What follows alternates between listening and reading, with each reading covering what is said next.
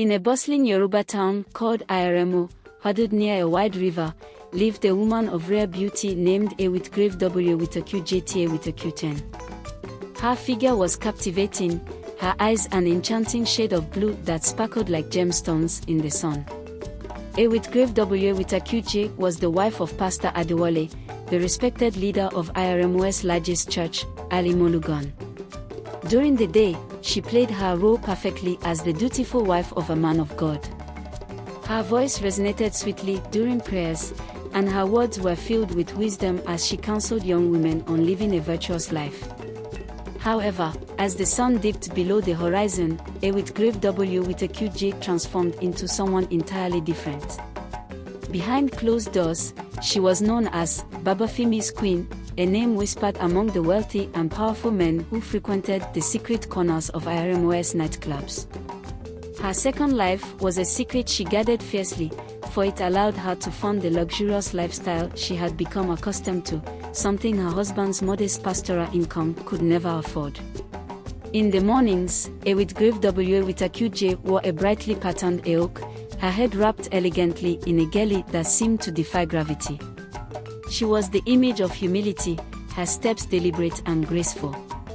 Women in the town admired her, and men respected her for her eloquence and kindness. "Oh, see how Mama A with grave W with a QJ carries herself," one woman said to another after Sunday service. "She is a true example of a godly wife." A with grave W with a QJ would smile warmly, her voice soft and filled with the wisdom expected of her. She led the church women's group, taught Bible studies, and offered marital advice to struggling couples. Her husband, Pastor Adewale, was a good man but naive. He was proud of his wife's devotion and trusted her completely. He never questioned where the extra money came from when A with grave W with a QJ occasionally replaced her wardrobe or surprised him with an expensive gift. When the moon rose high above Ayaremo, A with grave W with a QJ became someone else entirely. Gone were the modest wraps and headscarves. In their place, she wore fitted gowns that accentuated her curves. Her heels clicked confidently on the tiled floors of the hidden club where wealthy men gathered to escape their mundane lives. One of her regular patrons was Chief Oleyemi, a local politician with deep pockets and shallow morals. He was infatuated with A with grave W with a QJ, though he knew nothing of her double life. "You are a queen, A with grave W with a QJ," he often said, sliding wads of cash into her hands. "One day, I will take you away from all this." A with grave W with a QJ would laugh, her blue eyes sparkling. "Chief, you can't afford me full-time," she teased, though her words hinted at the truth of her untouchable nature. Her charm was her weapon, and she wielded it skillfully. Men adored her, but she never allowed herself to grow attached. Her double life required strict boundaries, and she kept her secrets locked away. Pastor Adewale began to notice more inconsistencies in A with grave W with a QJ's stories. She often came home late, claiming she was at church meetings. Her phone would ring at odd hours, and she was quick to silence it. One evening, he decided to follow her after she left the house, claiming she was attending a night vigil. Adewale trailed her carefully, his heart pounding with every step. He was not prepared for what he found. At first, he could not believe his eyes. There was his wife, dressed in a way he had never seen before, entering a club with a man he recognized as Chief Oleyemi. Adewale's world shattered in that moment.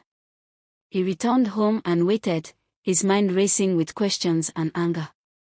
When A with grave W with a QJ returned in the early hours, she was met by her husband's stern face. "A with grave W with a QJ," he began, his voice heavy with emotion, "where have you been?" She froze, sensing the storm in his tone. "I told you, dear. I was at the church vigil." "Stop lying," he roared, slamming his fist on the table. "I saw you with my own eyes. You were with Chief Oleyemi. What are you doing with that man?" Realizing she had been caught, A with grave W with a QJ dropped the pretense. "And what will you do about it, Adewale?" she asked, her voice calm but defiant. Your prayers and sermons do not pay the bills. Do you think I enjoy this life? I do what I must to survive. Her words stunned him into silence. News of a with grave W with acute JS double life spread quickly through IRMO. The congregation was outraged, and the women who once praised her now called her a disgrace. How can a pastor's wife bring such shame to our church? They cried. Pastor Adewale, humiliated but unwilling to divorce her, stepped down from his position. He withdrew into himself, praying for guidance.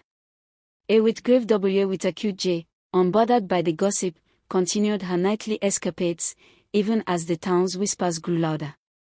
One fateful night, a with grave W with acute J met a man unlike any other she had encountered.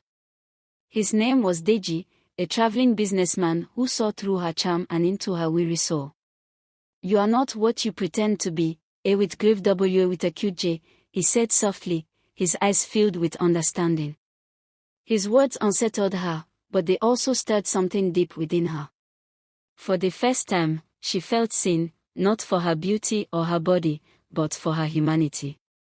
Over time, Deji helped a with grave W with acute J confront her choices and the pain that drove her to live a double life. With his support, she began to seek redemption, though the path was not easy. A with grave W with acute J eventually left her life of deceit behind. She and Pastor Adewale worked to rebuild their marriage, though it took years of effort and forgiveness.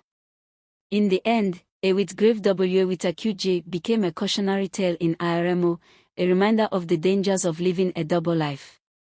Yet, she also became a symbol of redemption, proof that even the most flawed among us can find a way back to the light. Her blue eyes no longer sparkled with mischief but with hope, the hope she shared with others who sought to turn their lives around. Moral of the story. Living a double life may bring temporary satisfaction, but the truth will always come to light. True peace and fulfillment come from honesty, integrity, and seeking redemption.